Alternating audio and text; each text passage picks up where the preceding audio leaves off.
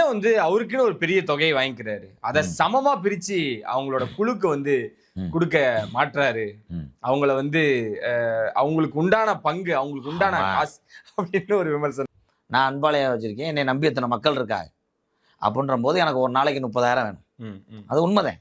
மக்கள்கிட்ட நான் சொல்றேன். ஒரு நாளைக்கு 30,000 வேணும். அப்ப நாடகம் பேசுறது வந்து ஒவ்வொருத்தரும் ஒரு தொகை பேசுவாங்க. இப்ப எல்லாரும் சொல்றாங்களே, எனக்கு இவ்வளவுதான் தொகை கொடுக்குறாரு.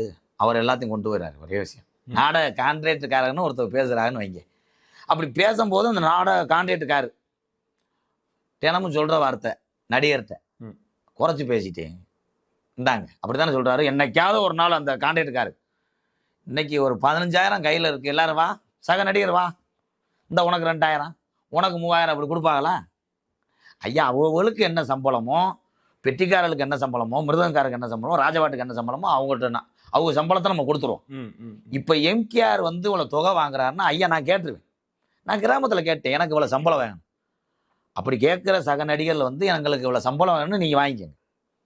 கிராமத்தில் பேசுகிறோம்ல, ஐயா நான் நாரதருக்கு வர்றேன், உங்களுக்கு எவ்வளோ சம்பளம்? எனக்கு 10,000 சம்பளம் வேணும். கிராமத்தில் பேசுங்க. ஐயா இந்த மாதிரி இந்த நாரதர் நீங்கள் கேட்டிய, இந்த ராஜாவாட்டை கேட்டியா, அவ்வளோ இவ்வளோ சம்பளம் கேட்குறாரு அப்படின்னு உங்களை சேர்த்து பேசி வாங்கி தரப்போம். இப்போ எம்கேஆர்னா நான் சம்பளம் கேட்டுருவேன். எனக்கு ஐயா எனக்கு சம்பளம் அவ்வளோ வேணும், 30,000 எனக்கு வேணுங்கய்யா. சரின்ற போது நிறைய கிராமங்கள் என்ன நினைக்கிறாங்கன்னா எம்கேஆர் கொடுப்போம், அவர் வரட்டும். ஏன்னா அவரை நம்பி அத்தனை குடும்பம் இருக்கு. அவர் ஏதோ பாவம் கஞ்சி ஊத்துறாப்புல, அந்த ஆளு காசை வச்சு என்ன பண்ணுறாப்புல, 10 ஏழை வேலைக்கு செய்வாப்புல அப்படின்றது கிராமம் என் மேலே வச்சிருக்க நம்பிக்கை, முழுமையான நம்பிக்கையும் அன்புனால தான் நான் அந்த சம்பளம் வாங்க முடிஞ்சுங்கய்யா. எல்லாரும் வந்து வாங்கிட முடியாது, உண்மைதானே?